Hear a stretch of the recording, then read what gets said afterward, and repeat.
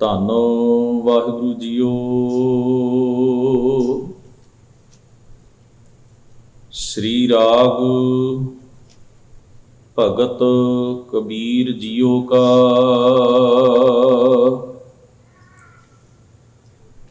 ਅਚਰਜ ਏਕ ਸੁਨਹੁ ਰੇ ਪੰਡਿਆ, ਅਬ ਕਿਛ ਕਹਿਨ ਨਾ ਜਾਈ।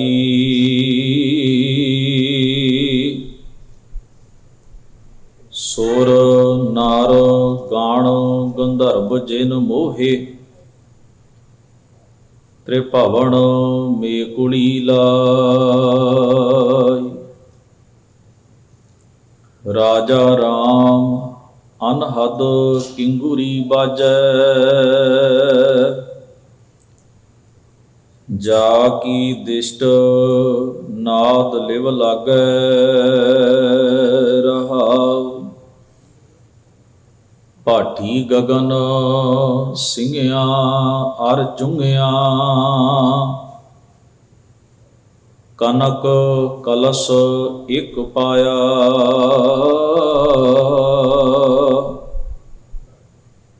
ਤਿਸ ਮਹਿ ਧਾਰ ਚੁਐ ਅਤ ਨਿਰਮਲ, ਰਸ ਮਹਿ ਰਸਨ ਚੁਆਇਆ।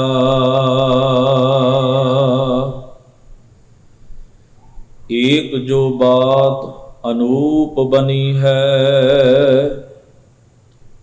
ਪਵਨ ਪਿਆਲਾ ਸਾਜਿਆ। ਤੀਨ ਭਵਨ ਮਹਿ ਏਕੋ ਜੋਗੀ, ਕਹੋ ਕਵਨ ਹੈ ਰਾਜਾ। ਐਸੇ ਗਿਆਨ ਪ੍ਰਗਟਿਆ ਪੁਰਖੋਤਮ, ਕਹੋ ਕਬੀਰ ਰੰਗ ਰਾਤਾ। ਔਰ ਦੁਨੀ ਸਭ ਭਰਮ ਭੁਲਾਨੀ, ਮਾਨੋ ਰਾਮ ਰਸਾਇਨ ਮਾਤਾ। ਵਾਹਿਗੁਰੂ ਜੀ ਕਾ ਖਾਲਸਾ, ਵਾਹਿਗੁਰੂ ਜੀ ਕੀ ਫਤਿਹ। ਪਰਮ ਸਨਮਾਨਯੋਗ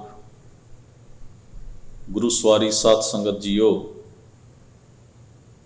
ਅਕਾਲ ਪੁਰਖ ਵਾਹਿਗੁਰੂ ਜੀ ਨੇ ਕਿਰਪਾ ਕਰਦਿਆਂ ਹੋਇਆਂ ਸਤ ਸੰਗਤ ਵਿੱਚ ਜੁੜ ਬੈਠਣ ਦਾ ਇਹ ਸੁਭਾਗ ਸਮਾਂ ਸਾਨੂੰ ਸਾਰਿਆਂ ਨੂੰ ਬਖਸ਼ਿਆ ਹੈ। ਗੁਰੂ ਗ੍ਰੰਥ ਸਾਹਿਬ ਮਹਾਰਾਜ ਦੇ ਪਾਵਨ ਹਜ਼ੂਰ ਸੱਜ ਕੇ ਗੁਰਬਾਣੀ ਦੇ ਪਾਠ ਅਤੇ ਕੀਰਤਨ ਰਾਹੀਂ ਆਪ ਜੀ ਸਤਿਗੁਰੂ ਜੀ ਦੇ ਪਾਵਨ ਉਪਦੇਸ਼ ਨਾਲ ਸਾਂਝ ਬਣਾ ਰਹੇ ਸੀ। ਪਿਛਲੇ ਦੀਵਾਨਾਂ ਤੋਂ ਧੰਨ ਗੁਰੂ ਗ੍ਰੰਥ ਸਾਹਿਬ ਮਹਾਰਾਜ ਦੀ ਪਾਵਨ ਬਾਣੀ ਵਿੱਚੋਂ ਭਗਤ ਕਬੀਰ ਸਾਹਿਬ ਜੀ ਮਹਾਰਾਜ ਦੇ ਸ਼ਬਦਾਂ ਦੀ ਵਿਚਾਰ ਆਪਾਂ ਆਰੰਭ ਕੀਤੀ ਹੈ। ਸਤਿਗੁਰੂ ਧੰਨ ਗੁਰੂ ਗ੍ਰੰਥ ਸਾਹਿਬ ਮਹਾਰਾਜ ਦੇ ਵਿੱਚ ਕੁੱਲ 225 ਸ਼ਬਦ ਭਗਤ ਕਬੀਰ ਸਾਹਿਬ ਮਹਾਰਾਜ ਦੇ ਦਰਜ ਹਨ। 3 ਅਸ਼ਟਪਦੀਆਂ ਹਨ, ਇੱਕ 52 ਅੱਖਰੀ ਹੈ, ਇੱਕ ਥਿੱਤੀ ਹੈ, ਇੱਕ ਸਤਵਾਰਾ ਹੈ। 243 ਸ਼ਲੋਕ ਹਨ। ਭਗਤ ਸਾਹਿਬਾਨਾਂ ਦੇ ਵਿੱਚੋਂ ਸਭ ਤੋਂ ਵਧੇਕ ਬਾਣੀ ਭਗਤ ਕਬੀਰ ਸਾਹਿਬ ਮਹਾਰਾਜ ਦੀ ਹੈ। ਗੁਰਬਾਣੀ ਨੂੰ ਜਿਸ ਵੇਲੇ ਆਪਾਂ ਨਮਸਕਾਰ ਕਰਦੇ ਹਾਂ ਤੇ ਇਹ ਕੋਈ ਕਰਮ ਕਾਂਡ ਨਹੀਂ। ਇਹਦਾ ਮਤਲਬ ਹੈ ਅਸੀਂ ਗੁਰਬਾਣੀ ਨੂੰ ਗੁਰੂ ਰੂਪ ਵਿੱਚ ਤਸਲੀਮ ਕਰਦੇ ਹਾਂ, ਪ੍ਰਵਾਨ ਕਰਦੇ ਹਾਂ, ਅਸੈਪਟ ਕਰਦੇ ਹਾਂ। ਸਤਿਗੁਰੂ ਦੀ ਬਾਣੀ ਦੇ ਉੱਤੇ ਹੀ ਆਪਾਂ ਉਚੇਚੇ ਤੌਰ ਉੱਤੇ ਚੌਰ ਚਲਾਉਂਦੇ ਹਾਂ, ਚਾਨਣੀ ਲਾਉਂਦੇ ਹਾਂ, ਚੰਦੋਆ। ਸਤਿਗੁਰੂ ਦੀ ਬਾਣੀ ਦੀ ਪਰਿਕਰਮਾ ਕਰਦੇ ਹਾਂ। ਗੁਰੂ ਗ੍ਰੰਥ ਸਾਹਿਬ ਮਹਾਰਾਜ ਸਾਡੇ ਇਸ਼ਟ ਹਨ। ਗੁਰੂ ਗ੍ਰੰਥ ਸਾਹਿਬ ਜਦੋਂ ਅਸੀਂ ਆਖਦੇ ਹਾਂ ਤਾਂ ਗੁਰੂ ਗ੍ਰੰਥ ਸਾਹਿਬ ਕੀ ਹਨ? ਗੁਰਬਾਣੀ ਦਾ ਸੰਗ੍ਰਹਿ ਹਨ। ਉਹ ਗੁਰਬਾਣੀ, ਉਹ ਉਪਦੇਸ਼ ਜਿਹੜਾ ਇਹਨਾਂ ਮਹਾਂਪੁਰਖਾਂ ਵੱਲੋਂ ਉਚਾਰਨ ਕਰਕੇ ਸਾਡੀ ਝੋਲੀ ਵਿੱਚ ਪਾਇਆ ਗਿਆ ਹੈ।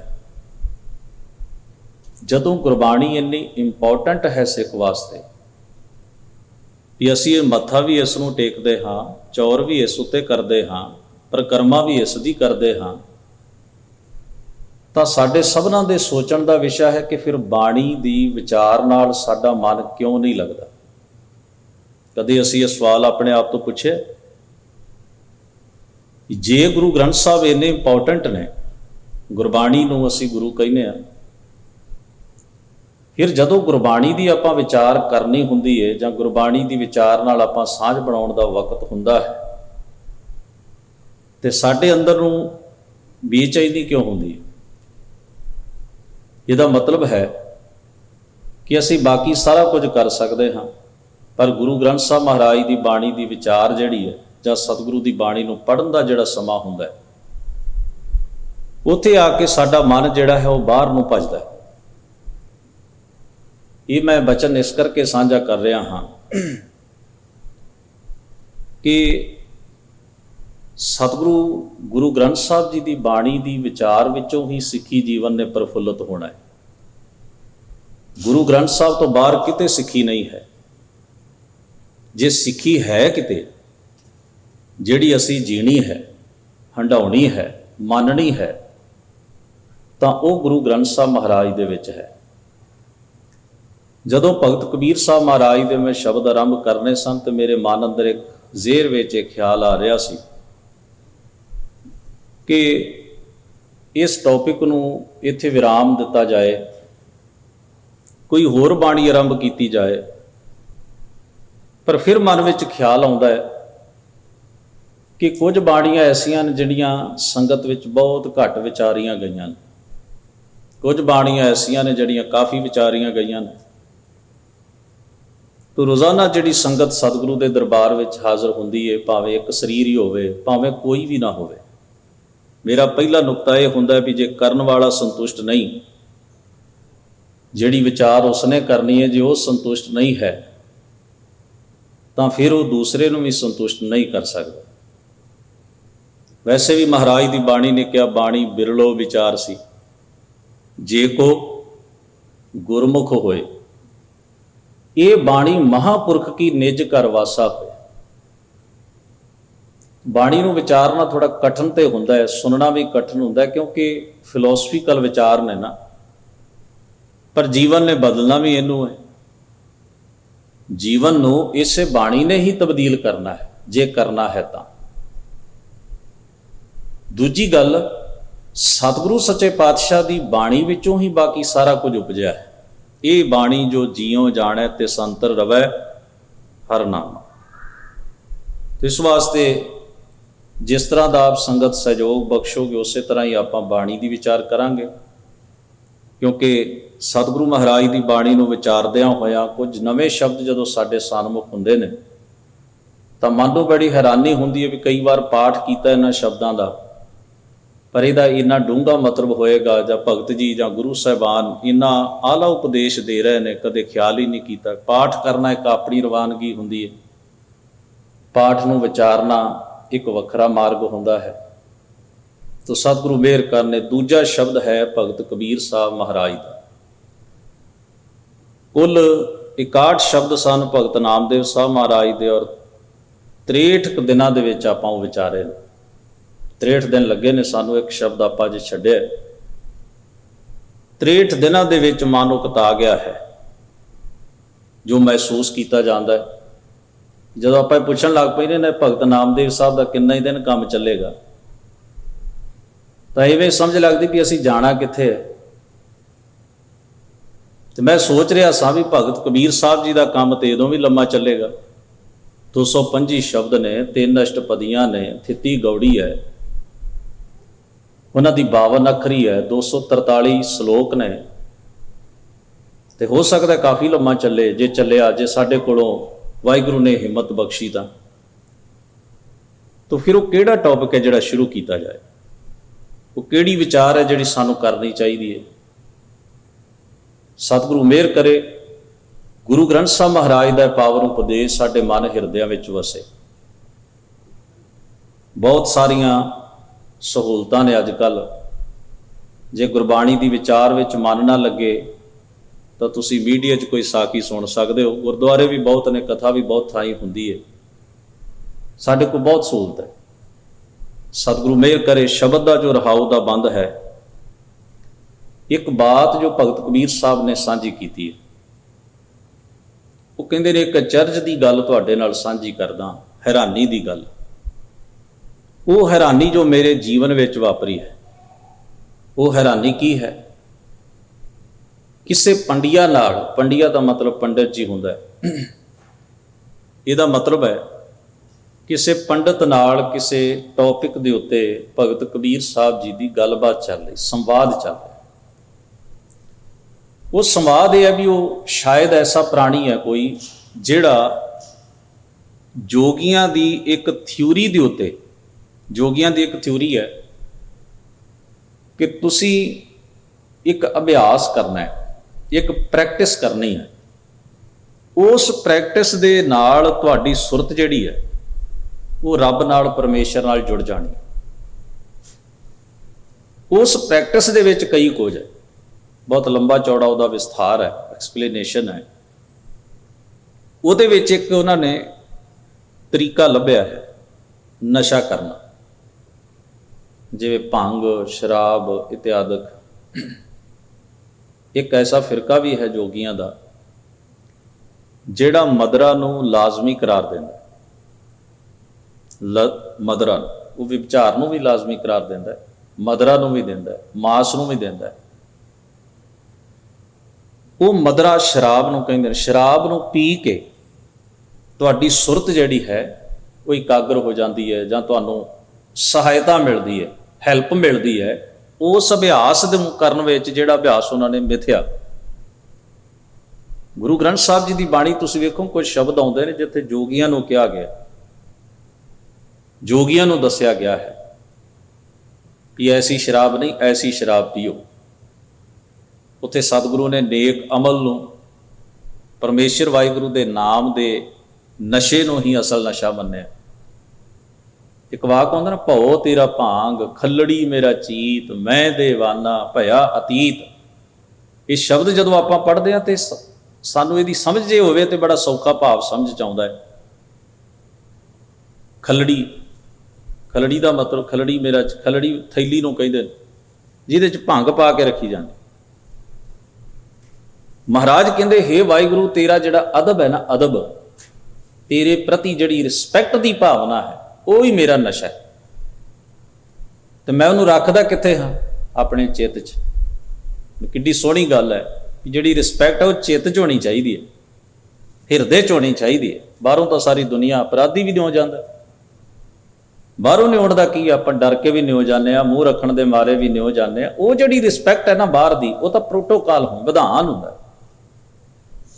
हुण सतगुरु ने कहा भी जिवें जोगी आदक, फकीर आदक भंग जिहड़ी है वो थैली च पा के अपने कोल रखदे। ये वाहिगुरू तेरा अदब मेरे लिए नशा है, तो मेरा चित वो थैली है जिहदे विच मैं इस नशे नूं टिका के रखदा। तो हजूर सच्चे पातशाह ने ऐसिया बहुत उदाहरण दी है। भगत कबीर साहब महाराज भी उदाहरण दे रहे। उन जिस नाल संवाद चल रहा जिस सज्जन नाल, वो जोग मत की महिमा कथन करता है। वो कहता जी नशा तो एक सहायक है, भंग होवे, शराब होवे, वो एक सहायक है, प्रैक्टिस विच सहायक है। उन्होंने इस वास्ते एक्सैप्ट कर लिया गया, प्रवान कर लिया गया। फिर जदों असीं वो अभ्यास करते हैं तो की हुंदा है, साडे अंदर अनहद नाद वजदा है, साडी सुरत टिक जाती है। वो सारी दी सारी जो व्याख्या करता है, भगत कबीर साहब नूं कहंदे मैं तैनूं चर्च की गल सुणाउणा, जो मैनूं समझ विच आया है, जो मैं पाया, मैं तैनूं वो हैरानी की गल दसना। वो की है? रहाओ दे बंद विच उन्हां फरमाया राजा राम। राजा का मतलब है जिहदी हुकूमत, जिहदा राज है, जिसदा लॉ चलदा हो, जिसदी हाकम हो, जिहदी हुकूमत है, जिहदा हुक्म चलता है। तो हुक्म किहदा चलता कायनात उत्ते? परमेश्वर दा। ਤੇ ਉਹ ਪਰਮੇਸ਼ਰ ਕਿੱਥੇ ਹੈ? ਸਭਨਾਂ ਵਿੱਚ ਹੈ। ਇਸ ਲਈ ਦੋਵੇਂ ਸ਼ਬਦ ਇਕੱਠੇ ਵਰਤੇ। ਰਾਜਾ ਰਾਮ ਹੁਕਮ ਦਾ ਮਾਲਕ ਹੈ ਤੇ ਸਰਵ ਵਿਆਪੀ ਹੈ। ਉਸ ਰਾਜਾ ਰਾਮ ਦੀ ਅਨਹਦ ਅਨਲਿਮਟਿਡ ਦੋ ਸ਼ਬਦ ਆਉਣਗੇ। ਅਨਹਤ ਤੁਸੀਂ ਪੜ੍ਹਦੇ ਨਾ, ਅਨਹੱਤਾ ਸ਼ਬਦ ਵਾ ਜੰਤ ਭੇਰੀ। ਹੱਤ ਦਾ ਮਤਲਬ ਹੁੰਦਾ ਹੈ ਹੱਤਿਆ, ਖਤਮ ਹੋਣਾ। ਆਪਾਂ ਕਹਿੰਦੇ ਹੱਤਿਆ ਹੋ ਗਈ, ਮਤਲਬ ਖਤਮ ਕਰ ਦਿੱਤਾ। ਅਨਹੱਤ ਦਾ ਮਤਲਬ ਹੈ ਜਿਹੜੀ ਚੀਜ਼ ਖਤਮ ਨਹੀਂ ਹੁੰਦੀ। ਅਨ ਸ਼ਬਦ ਜਿਹੜਾ ਉਸ ਸ਼ਬਦ ਦਾ ਅਰਥ ਬਦਲ ਦੇਣਾ। ਤੇ ਹੱਦ ਦਾ ਮਤਲਬ ਹੁੰਦਾ ਹੱਦ, ਲਿਮਟ। ਇੱਕ ਲਿਮਟ ਹੈ, ਇੱਕ ਸੀਮਾ ਹੈ। ਤੇ ਜਦੋਂ ਅਨ ਸ਼ਬਦ ਲੱਗ ਗਿਆ, ਜਿਹਦੀ ਸੀਮਾ ਕੋਈ, ਜਿਹਦੀ ਹੱਦ ਕੋਈ, ਅਨਹੱਤਾ, ਅਨਹੱਦ ਭਾਵ ਅਨਲਿਮਟਿਡ ਸਾਊਂਡ ਸੁਣ ਰਿਹਾ ਹੈ। ਰਾਜਾ ਰਾਮ ਅਨਹਦ ਕਿੰਗੁਰੀ ਵਾਜੇ। ਕਿੰਗੁਰੀ ਇੱਕ ਤਾਰ ਵਾਲਾ ਸਾਜ਼ ਹੁੰਦਾ ਹੈ, ਉਹਨੂੰ ਵੀਣਾ ਵੀ ਕਹਿ ਦਿੰਦੇ। ਜੋਗੀ ਉਹਨੂੰ ਵਜਾਉਂਦੇ ਨੇ ਤੇ ਨਾਲ ਨਾਲ ਭਜਨ ਗਾਉਂਦੇ, ਜਾਂ ਆਪਣਾ ਜੋ ਵੀ ਉਹਨਾਂ ਨੇ ਗਾਉਣਾ ਹੁੰਦਾ ਉਹ ਵੀਣਾ ਸ਼ਬਦ ਵਜਾਵੇ ਜੋਗੀ। ਸੁਣ ਅਨਹਤ ਬਾਜੈ ਬੈਨ, ਜਾਂ ਥੋਥਰ ਵਾਜੇ ਬੈਨ ਵੀ ਲਿਖਿਆ, ਉਹਨੂੰ ਕਿੰਗੁਰੀ ਵੀ ਲਿਖਿਆ, ਉਹਨੂੰ ਵੀਣਾ ਵੀ ਲਿਖਿਆ। ਉਹਨੂੰ ਉਹ ਵਜਾਉਂਦੇ ਨੇ। ਤੇ ਉਹਦੇ ਪਿੱਛੇ ਜਿਹੜਾ ਉਹਨਾਂ ਦਾ ਲੌਜਿਕ ਹੈ, ਭਾਵ ਉਹ ਇਹ ਹੈ ਵੀ ਇਹਦੇ ਰਾਹੀਂ ਤੁਹਾਡੇ ਅੰਦਰ ਦੀ ਜਿਹੜੀ ਧੁਨੀ ਉਹ ਤੁਹਾਡੇ ਅੰਦਰ ਜਾਗ ਪੈਣੀ ਹੈ ਤੇ ਉਹ ਅਨਹਦ ਨਾਦ ਤੁਹਾਡੇ ਅੰਦਰ ਵੱਜ ਪੈਣਾ। ਤਾਂ ਬਾਕੀ ਸਾਰੀਆਂ ਚੀਜ਼ਾਂ ਜਿਹੜੀਆਂ ਨੇ ਉਹਦੀ ਸਪੋਰਟ ਲਈ, ਨਸ਼ਾ ਹੋ ਗਿਆ, ਵੀਣਾ ਹੋ ਗਈ, ਬਾਕੀ ਸਾਰਾ ਪਹਿਰਾਵਾ ਹੋ ਗਿਆ, ਉਹ ਸਾਰੀ ਜਿੰਨੀ ਵੀ ਉਹਨਾਂ ਦੀ ਪ੍ਰੈਕਟਿਸ ਹੈ। ਭਗਤ ਕਬੀਰ ਸਾਹਿਬ ਮਹਾਰਾਜ ਫਰਮਾਉਂਦੇ ਨੇ, ਕਹਿੰਦੇ ਨੇ ਰਾਜਾ ਰਾਮ ਅਨਹਦ ਕਿੰਗੁਰੀ ਬਾਜੈ। ਕਹਿੰਦੇ ਮੇਰੇ ਅੰਦਰ ਇੱਕ ਅਨਲਿਮਟਿਡ ਸਾਜ਼ ਵੱਜ ਰਿਹਾ। ਇਹਦਾ ਮਤਲਬ ਕੀ ਹੈ? ਇੱਕ ਐਸੀ ਆਨੰਦ ਦੀ, ਉਤਸ਼ਾਹ ਦੀ ਲਹਿਰ ਮੇਰੇ ਅੰਦਰ ਪੈਦਾ ਹੋ ਗਈ ਹੈ ਜਿਹੜੀ ਮੁੱਕਦੀ ਨਹੀਂ ਤੇ ਨਾ ਖਤਮ ਹੁੰਦੀ। ਜੋਗੀ ਦੀ ਵੀਣਾ ਤੇ ਬੰਦ ਹੋ ਜਾਂਦੀ ਹੈ ਜਦੋਂ ਤਾਰ ਨੂੰ ਹਿਲਾਉਣਾ ਬੰਦ ਕਰ ਦਿੰਦਾ।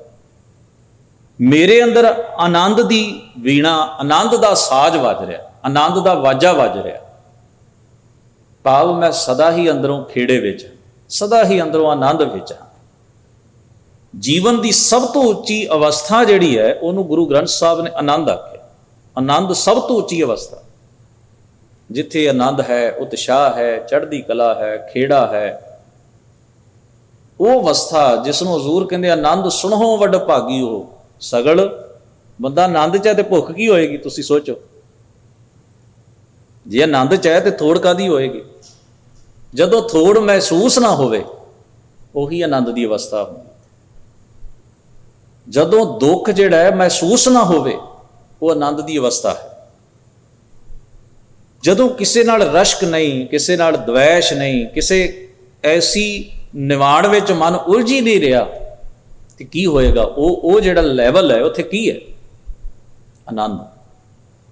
ਇੱਕ ਐਸੀ ਖੁਸ਼ੀ ਜਿਹੜੀ ਮਿਟਦੀ ਨਹੀਂ, ਜਿਹਦੇ ਵਿੱਚ ਕੋਈ ਰੁਕਾਵਟ, ਕੋਈ ਫਾਲਟ, ਕੋਈ ਕਿਸੇ ਕਿਸਮ ਦੀ ਮੁਸ਼ਕਲ, ਕੋਈ ਕਿਸੇ ਕਿਸਮ ਦੀ ਬਾਧਾ ਨਹੀਂ ਬਣਦੀ। ਆਨੰਦ। ਤਾਂ ਭਗਤ ਜੀ ਮਹਾਰਾਜ ਫਰਮਾਉਂਦੇ ਨੇ, ਐਸੀ ਆਨੰਦ ਦੀ ਵੀਣਾ ਮੇਰੇ ਅੰਦਰ ਵੱਜ ਰਹੀ ਹੈ। ਜਾ ਕੀ ਦਿਸ਼ਟ, ਦਿਸ਼ਟ ਦਾ ਮਤਲਬ ਕਿਰਪਾ ਦ੍ਰਿਸ਼ਟੀ, ਮਿਹਰ। ਉਸ ਰਾਜਾ ਰਾਮ ਸਰਵ ਵਿਆਪਕ ਹੁਕਮ ਦੇ ਮਾਲਕ ਪਰਮੇਸ਼ਰ ਦੀ ਦ੍ਰਿਸ਼ਟੀ ਨਾਲ, ਕਿਰਪਾ ਨਾਲ ਨਾਦ ਲਿਵ ਲੱਗ ਹੈ। ਲਿਵ ਦਾ ਮਤਲਬ ਹੁੰਦਾ ਹੈ ਸੁਰਤ ਜੁੜਨੀ। ਮੇਰੀ ਸੁਰਤ ਵੀ ਜੁੜ ਗਈ ਹੈ ਕਾਹਦੇ ਵਿੱਚ? ਨਾਦ, ਧੁਨ। ਧੁਨ ਦਾ ਮਤਲਬ ਹੈ ਪਰਮੇਸ਼ਰ ਦੇ ਹੁਕਮ ਵਿੱਚ। ਧੁਨੀ ਆਪਾਂ ਕਹਿੰਦੇ ਨਾ, ਧੁਨੀ। ਧੁਨੀ ਦਾ ਮਤਲਬ ਹੁੰਦਾ ਇੱਕ ਸਾਊਂਡ, ਇੱਕ ਆਵਾਜ਼ ਜਿਹੜੀ ਹੈ ਉਹ ਜਦੋਂ ਤੁਹਾਡੇ ਕੰਨ ਤੱਕ ਆਉਂਦੀ, ਤੁਸੀਂ ਕਹਿੰਦੇ ਇਹ ਸਾਊਂਡ ਹੈ, ਧੁਨੀ। ਤੇ ਇੱਥੇ ਕਿਹੜਾ ਸਾਊਂਡ ਹੈ? ਕਿਹੜਾ ਸਾਊਂਡ ਹੈ ਜਿਹੜਾ ਸਦਾ ਹੀ ਵੱਜਦਾ ਰਹਿੰਦਾ? ਉਹ ਕਿਹੜਾ ਸਾਜ਼ ਹੈ ਜਿਹਦੇ ਚੋਂ ਸਾਊਂਡ ਨਿਕਲਦਾ ਹੈ ਤੇ ਉਹ ਸਾਊਂਡ ਮੁੱਕਦਾ ਨਹੀਂ? ਅਸੀਂ ਰੋਜ਼ ਪੜ੍ਹਦੇ ਗੁਰੂ ਨਾਨਕ ਸਾਹਿਬ ਦਾ ਇਹ ਵਾਕ, ਭੇਰੀ। ਹੁਣੇ ਮੈਂ ਕਿਹਾ ਅਨਹੱਤਾ ਸ਼ਬਦ ਵਾਜੰਤ ਭੇਰੀ। ਭੇਰੀ ਕਹਿੰਦੇ ਨੂੰ ਜਦੋਂ ਨਰਸਿੰਘਾ ਆਦਿਕ ਵੱਜਦਾ, ਭੇਰੀ ਵੱਜਦੀ ਹੈ ਜਦੋਂ ਮੰਦਰਾਂ ਵਿੱਚ ਜਾਂ ਰਾਜਿਆਂ ਦੇ ਦਰਬਾਰਾਂ ਵਿੱਚ। ਕੋਈ ਐਸੀ ਭੇਰੀ ਹੈ ਜਿਹੜੀ ਸਦਾ ਹੀ ਵੱਜਦੀ ਰਹੇ ਤੇ ਜਿਹਦੀ ਆਵਾਜ਼ ਸਦਾ ਹੀ ਕੰਨਾਂ 'ਚ ਪੈਂਦੀ ਰਹੇ। ਕਹਿੰਦੇ ਹੁਕਮ ਰੂਪ ਭੇਰੀ ਸਾਰੀ ਕੁਦਰਤ ਵਿੱਚ ਵੱਜ ਰਹੀ। ਭਗਤ ਨਾਮਦੇਵ ਸਾਹਿਬ ਮਹਾਰਾਜ ਨੇ ਇਹਨੂੰ ਕਿਹਾ ਹੈ ਰਾਮ ਬੇਨ ਭਜ ਬੀਣਾ ਬੰਸਰੀ। ਭਾਵ ਹੁਕਮ ਨੂੰ ਹੀ ਇੱਥੇ ਕਹਿ ਵੀ ਹੁਕਮ ਵਿੱਚ ਮੇਰੀ ਸੁਰਤ ਜੁੜ ਗਈ, ਮੈਂ ਉਹਦੇ ਹੁਕਮ ਅੱਗੇ ਝੁਕ ਗਿਆ, ਉਹਦੇ ਹੁਕਮ ਨੂੰ ਹੀ ਸਮਰਪਿਤ ਹੋ ਗਿਆ। ਤੋ ਸਤਿਗੁਰੂ ਮਹਾਰਾਜ ਰੰਭ ਦੇ ਵਾਕ ਵਿੱਚ ਫਰਮਾਉਂਦੇ ਨੇ, ਅਚਰਜ ਏਕ ਸੁਨੋ ਰੇ ਪੰਡਿਆ। हे ਪੰਡਤ ਜੀ, हे ਜੋਗੀ ਜੀ, ਇੱਕ ਅਚਰਜ ਦੀ ਹੈਰਾਨੀ ਦੀ ਗੱਲ ਸੁਣੋ। ਅਬ ਕਿਛ ਕਹਿਨ ਨਾ ਜਾਈ। ਮੇਰੇ ਅੰਦਰ ਐਸਾ ਆਨੰਦ, ਐਸਾ ਉਤਸ਼ਾਹ ਪੈਦਾ ਹੋ ਗਿਆ ਵੀ ਮੈਂ ਉਹਨੂੰ ਐਕਸਪਲੇਨ ਨਹੀਂ ਕਰ ਸਕਦਾ, ਬਿਆਨ ਨਹੀਂ ਮੇਰੇ ਤੋਂ ਹੁੰਦਾ। ਮੈਂ ਆਪਣੀ ਉਸ ਮਨੋ ਅਵਸਥਾ ਨੂੰ ਕਿਵੇਂ ਬਿਆਨ ਕਰਾਂ, ਕਿਵੇਂ ਤੁਹਾਨੂੰ ਦੱਸਾਂ ਵੀ ਉਹ ਕੈਸੀ ਅਚਰਜ ਦੀ ਅਵਸਥਾ ਹੈ ਵੀ ਜਿਹੜੀ ਅਚਰਜ ਕਹਿੰਦੇ ਉਹਨੂੰ ਜਿਹੜਾ ਐਕਸਪਲੇਨ ਨਾ ਹੋਵੇ। ਅਚਰਜ ਜਦੋਂ ਸ਼ਬਦ ਆ ਜਾਏ ਤਾਂ ਉਹ ਵਿਆਖਿਆ ਤੋਂ ਪਰੇ ਦੀ ਗੱਲ ਹੈ, ਐਕਸਪਲੇਨ ਕਰਨ ਤੋਂ ਪਰੇ ਦੀ ਗੱਲ ਹੈ, ਜਿਹਨੂੰ ਤੁਸੀਂ ਕਥਨ ਨਹੀਂ ਕਰ ਸਕਦੇ, ਜਿਹਦੇ ਬਾਰੇ ਤੁਸੀਂ ਇਸ਼ਾਰਾ ਕਰ ਜਾਓ, ਹਿੰਟ ਦੇ ਜਾਓ, ਇਹ ਗੱਲ ਵੱਖਰੀ ਹੈ। ਪਰ ਤੁਹਾਡੇ ਕੋਲ ਐਕਸਪਲੇਨ ਕਰਨ ਵਾਸਤੇ ਬੋਲੀ, ਸ਼ਬਦ, ਭਾਸ਼ਾ, ਮੁਹਾਵਰਾ, ਸਾਰੀਆਂ ਚੀਜ਼ਾਂ ਥੋੜ ਜਾਣ, ਜਿਹੜੀ ਚੀਜ਼ ਨੂੰ ਐਕਸਪਲੇਨ ਕਰਨ ਦੀ ਪ੍ਰੋਵੀਜ਼ਨ ਹੀ ਨਹੀਂ ਹੈ ਬੋਲੀ 'ਚ, ਆਸ਼ਚਰਯਮय। ਗੁਰੂ ਨਾਨਕ ਸਾਹਿਬ ਨੇ ਉਹਨੂੰ ਵਿਸਮਾਦ ਵੀ ਲਿਖਿਆ। ਆਪਾਂ ਬੜੀ ਵਾਰ ਰੋਜ਼ ਆਸਾ ਦੀ ਵਾਰ ਸੁਣਦੇ ਹਾਂ, ਵਿਸਮਾਦ ਨਾਦ ਵੇਖ ਵਿਡਾਣ ਰਹਿਆ ਵਿਸਮਾਦ।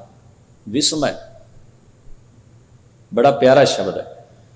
ਜਿਹੜੀ ਚੀਜ਼ ਨੂੰ ਵੇਖ ਕੇ ਤੁਹਾਡੇ ਅੰਦਰ ਪ੍ਰੇਮ ਤੇ ਹੈਰਾਨੀ, ਦੋ ਜਜ਼ਬਾਤ ਇਕੱਠੇ ਰਲ ਜਾਣ, ਘੁਲ ਜਾਣ ਆਪਸ ਵਿੱਚ, ਜਿਵੇਂ ਨਾ ਦੋ ਰਸਾਇਣ ਜੋੜ ਦਿਓ ਤੇ ਇੱਕ ਨਵਾਂ ਰਸਾਇਣ ਪੈਦਾ ਹੋ ਜਾਂਦਾ, ਦੋ ਜਜ਼ਬਾਤ ਰਲ ਜਾਣ, ਪ੍ਰੇਮ ਦਾ ਤੇ ਹੈਰਾਨੀ ਦਾ, ਉਹਨੂੰ ਉਹ ਜਿਹੜੀ ਮਨੋਦਸ਼ਾ ਹੈ, ਉਹ ਜਿਹੜਾ ਮਾਈਂਡ ਲੈਵਲ ਹੈ, ਉਹਨੂੰ ਵਿਸਮਾਦ ਕਿਹਾ ਜਾਂਦਾ, ਵਿਸਮੈ। ਤੋ ਸਤਿਗੁਰੂ ਜੀ ਇੱਥੇ ਫਰਮਾਉਂਦੇ ਨੇ, ਮੇਰੇ ਕੋਲੋਂ ਇਹ ਕਥਨ ਨਹੀਂ ਕੀਤਾ ਜਾ ਰਿਹਾ, ਜਿਹੜੀ ਮੇਰੇ ਅੰਦਰ ਦੀ ਐਸੀ ਆਨੰਦਮਈ ਦਸ਼ਾ ਬਣ ਗਈ ਹੈ, ਮਨ ਜਿਸ ਆਨੰਦ ਦੀ ਅਵਸਥਾ ਵਿੱਚ ਹੈ, ਸੁਰਤ ਜਿਸ ਟਿਕਾ ਵਿੱਚ ਹੈ, ਜਿਵੇਂ ਉਹ ਪਰਮੇਸ਼ਰ ਦੇ ਹੁਕਮ ਨੂੰ ਵਰਸਦਾ ਹੋਇਆ ਮਹਿਸੂਸ ਕਰਦੀ ਹੈ, ਮੈਂ ਉਹਨੂੰ ਐਕਸਪਲੇਨ ਕਰਕੇ ਤੈਨੂੰ ਦੱਸ ਨਹੀਂ ਸਕਦਾ। ਬੜੀ ਅਚਰਜਮਈ ਗੱਲ ਹੈ। ਤੋ ਫਰਮਾਉਂਦੇ ਹਨ, ਜਿੰਨਾ ਕੁ ਮੈਂ ਐਕਸਪਲੇਨ ਕਰ ਸਕਦਾ ਤੈਨੂੰ ਹੁਣ ਮੈਂ ਦੱਸਦਾ ਵੀ ਕੀ ਹੈ ਉਹ, ਮੈਨੂੰ ਕੀ ਮਹਿਸੂਸ ਹੋ ਰਿਹਾ। ਫਰਮਾਉਂਦੇ ਹਨ, ਸੁਰ ਨਰ ਗਣ ਗੰਧਰਵ ਜਿਨ ਮੋਹੇ। ਸੁਰ ਦਾ ਮਤਲਬ ਹੈ ਦੇਵਤੇ, ਨਰ ਦਾ ਮਤਲਬ ਹੈ ਸਧਾਰਨ ਆਪਾਂ ਮਨੁੱਖ, ਗਣ ਜਿਹੜੇ ਨੇ ਉਹ ਸ਼ਿਵ ਜੀ ਦੇ ਸੇਵਕ ਨੇ, ਜਿਹੜੇ ਸਦਾ ਹੀ ਗਣੇਸ਼ ਦੀ ਸੇਵਾ 'ਚ ਹਾਜ਼ਰ ਰਹਿੰਦੇ ਨੇ। ਉਹਨਾਂ ਦੀ ਬੜੀ ਮਹਿਮਾ ਕਰਕੇ ਤੇ ਇੱਕ ਮੁਹਾਵਰੇ ਵਜੋਂ ਉਹਨਾਂ ਦਾ ਨਾਮ ਵਰਤ ਲਿਆ। ਗੰਧਰਵ ਸਵਰਗ ਲੋਕ ਦੇ, ਇੰਦਰ ਦੇ ਦਰਬਾਰ ਵਿੱਚ ਜਿਹੜੇ ਸੰਗੀਤਕਾਰ ਨੇ, ਰਾਗੀ ਨੇ ਜਿਹੜੇ, ਉਹਨਾਂ ਨੂੰ ਗੰਧਰਵ ਲਿਖਿਆ। ਐਸਾ ਮਨੋਹਰ ਗਾਉਂਦੇ ਨੇ ਉਹ, ਐਸੇ ਕਮਾਲ ਦੇ ਸੰਗੀਤਕਾਰ ਨੇ ਉਹ, ਉਹਨਾਂ ਦੀ ਵੀ ਸ਼ੋਭਾ ਪੁਰਾਣਾ ਵਾਲਿਆਂ ਨੇ ਕੀਤੀ। ਭਗਤ ਜੀ ਕਹਿੰਦੇ ਵੀ ਜਿਸ ਪਰਮੇਸ਼ਰੀ ਮਾਇਆ ਨੇ, ਬ੍ਰਹਮੰਡੀ ਰਚਨਾ ਦੀ ਮਾਇਆ ਨੇ, ਬ੍ਰਹਮੰਡ ਦੀ ਜਿਹੜੀ ਰਚਨਾ ਹੈ, ਇਹਦੇ ਵਿੱਚ ਜਿਹੜੀ ਮਾਇਆ ਦਾ ਪਸਾਰਾ ਹੈ, ਉਹਦੇ ਸਾਹਮਣੇ ਨਾ ਸੁਰ ਦੇਵਤੇ ਟਿਕੇ, ਨਾ ਮਨੁੱਖ ਟਿਕੇ, ਨਾ ਗਣ ਤੇ ਗੰਧਰਵ ਟਿਕੇ। ਤ੍ਰਿਭਵਨ ਮੇਖੁਲੀ ਲਾਈ, ਤਿੰਨਾਂ ਭਵਨਾਂ ਨੂੰ ਉਸਨੇ ਮਾਇਆ ਇਵੇਂ ਲਾ ਦਿੱਤੀ ਹੈ, ਜਿਵੇਂ ਛੋਟਾ ਬੱਚਾ ਨਾ ਉਹਦੇ ਲੱਕ ਨਾਲ ਤੜਾਗੀ ਬੰਨ੍ਹ ਦਿੰਦੀ ਮਾਂ, ਜਿਵੇਂ ਛੋਟੇ ਬੱਚੇ ਨੂੰ ਤੜਾਗੀ ਬੰਨ੍ਹ ਦਿੰਦੀ ਹੈ ਨਾ ਮਾਂ, ਪਰਿਵਾਰ, ਇਵੇਂ ਰੱਬ ਨੇ ਮਾਇਆ ਦੀ ਤੜਾਗੀ ਬੰਨ੍ਹ ਦਿੱਤੀ ਸੰਸਾਰ। ਤੇ ਬੱਚੇ ਨੂੰ ਤੜਾਗੀ, ਉਹਦੇ ਕਈ ਰੀਜ਼ਨ ਸਨ ਬੰਨਣ ਦੇ, ਉਹ ਜਿੰਨੀ ਕਿਸੇ ਦੀ ਪੁੱਜ ਪੈਂਦੀ ਉਸੇ ਹਿਸਾਬ ਨਾਲ ਤੜਾਗੀ ਵੀ ਮਹਿੰਗੀ ਸਸਤੀ ਹੋ ਜਾਂਦੀ ਹੈ।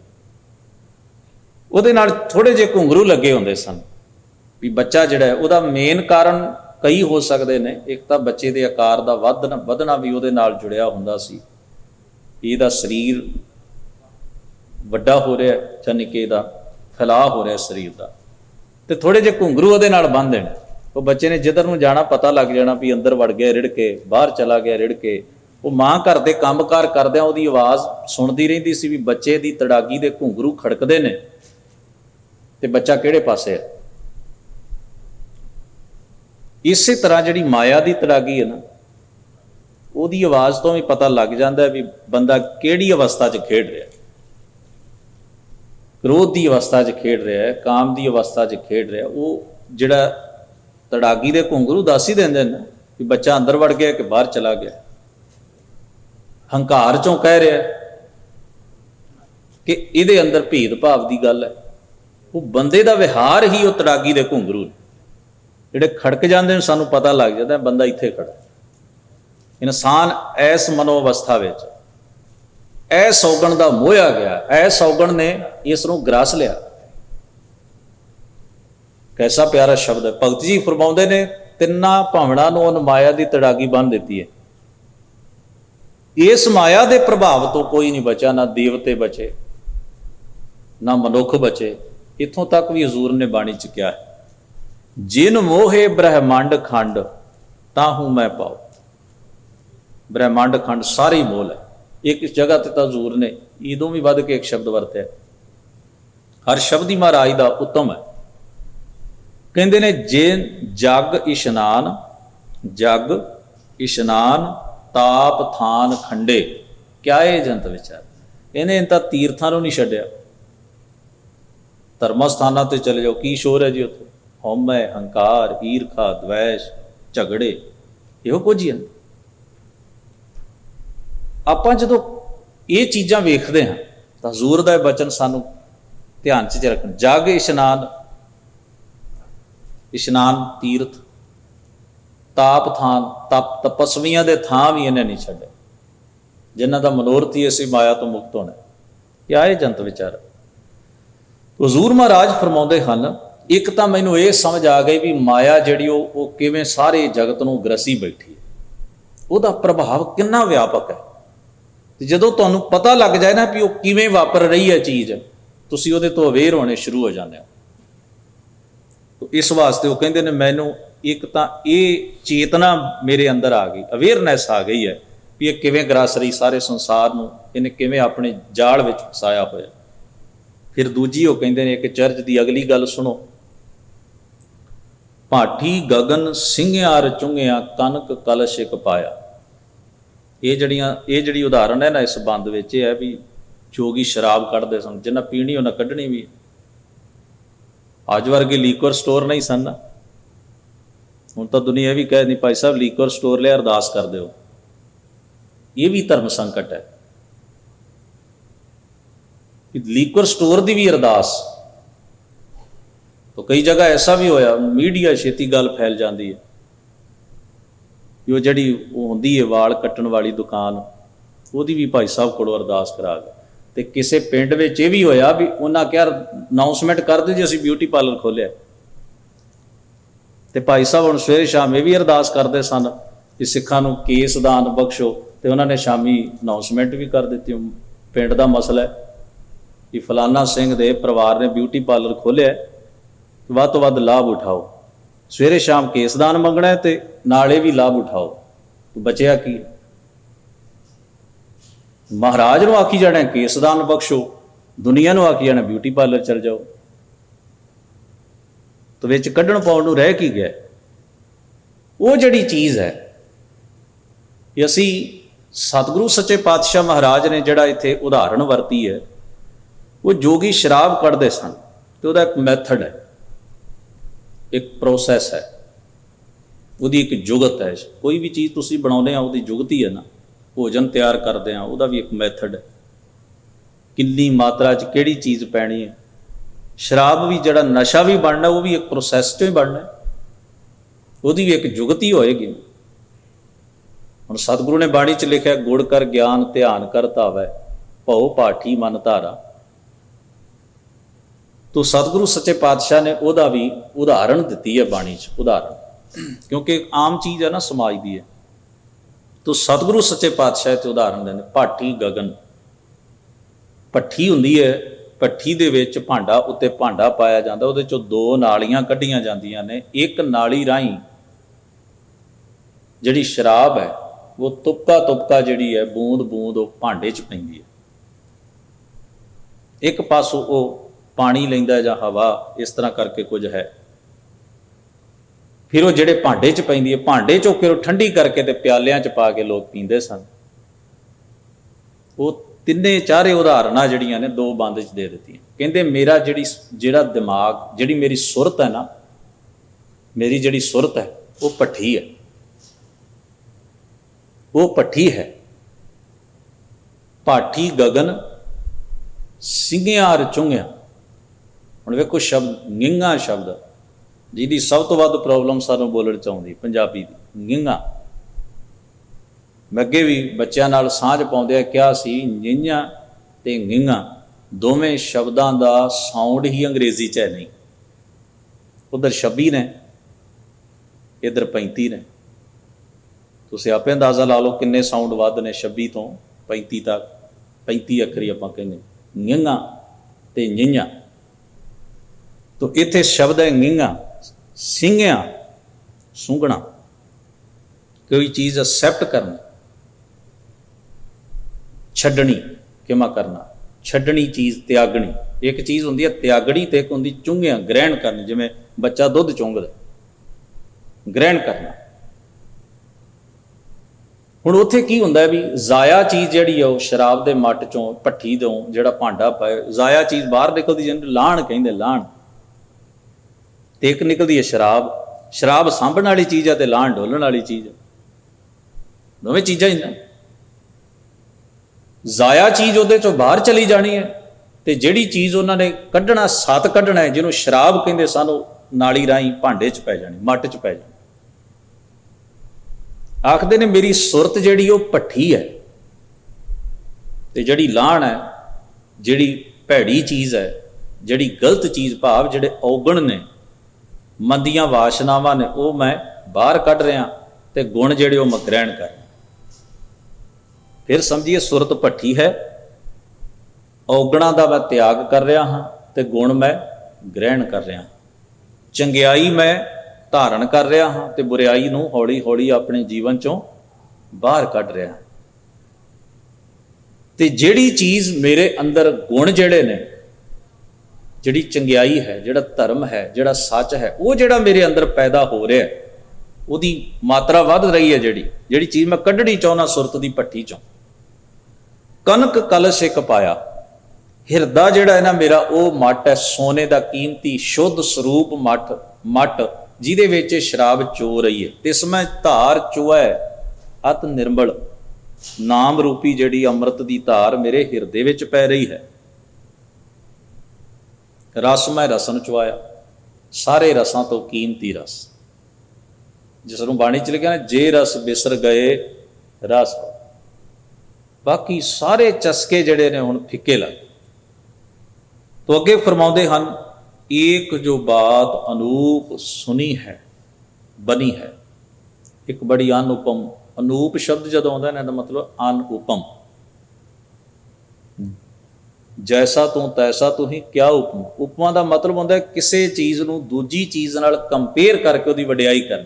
ਜਿਵੇਂ ਆਪਾਂ ਕਿਸੇ ਨੂੰ ਕਵਾਂਗੇ ਤੇਰਾ ਮੁਖੜਾ ਚੰਨ ਵਰਗਾ ਹੈ, ਇਹਨੂੰ ਆਪਾਂ ਕੀ ਕਹਿੰਦੇ ਹਾਂ? ਕੰਪੈਰੀਜ਼ਨ। ਕਿਸੇ ਦੀ ਵਡਿਆਈ ਕਰਨੀ, ਪਰ ਉਹਨੂੰ ਕੰਪੇਅਰ ਕਰਕੇ। ਤੇ ਕੰਪੇਅਰ ਕਰਨ ਵਾਲੇ ਵਿੱਚ ਵੀ ਅਕਲ ਚਾਹੀਦੀ ਹੈ ਵੀ ਉਹ ਕਿਹੜੀ ਚੀਜ਼ ਨੂੰ ਕਿਹੜੀ ਚੀਜ਼ ਨਾਲ ਕੰਪੇਅਰ, ਜੇ ਤਾਂ ਵਡਿਆਈ ਦੱਸਣੀ ਹੈ।